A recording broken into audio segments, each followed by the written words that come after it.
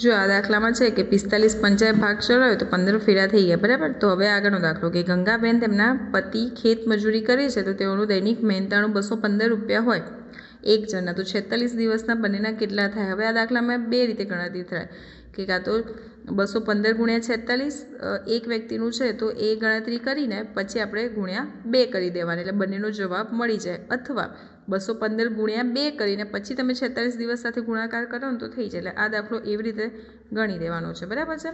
પછી આગળ 17મો દાખલો, તો આમાં શું કહે છે કે મનોહરભાઈ 624 ચોરસ મીટર ક્ષેત્રફળ ધરાવતું ખેતર 156 પ્રતિ ચોરસ મીટરના દરે ખરીદે છે તો કુલ કિંમત કેટલી થાય। તો આ દાખલામાં પણ 1 ચોરસ મીટરનો ભાવ આપ્યો છે ને, બરાબર। તો 624 ચોરસ મીટરનો શોધવાનો છે, તો આ દાખલામાં પણ તમારે કરવો પડશે ગુણાકાર, બરાબર।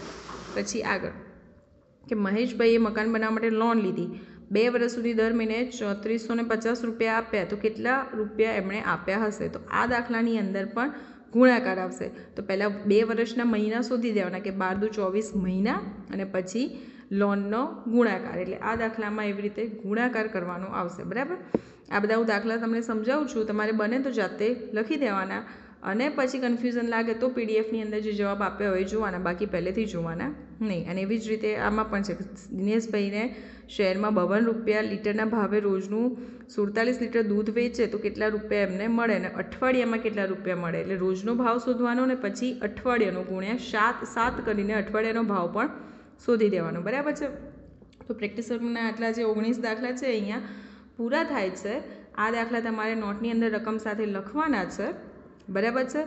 અને બીજું કે હવેની નેક્સ્ટ વિડીયોમાં આપણે જે સ્વાધ્યાયપોથીની અંદર બાકી છે એ પ્રશ્ન આપણે હવે લઈ લઈશું। આ બધું તમારે નોટમાં લખી દેવાનું, બરાબર છે। જય સ્વામિનારાયણ।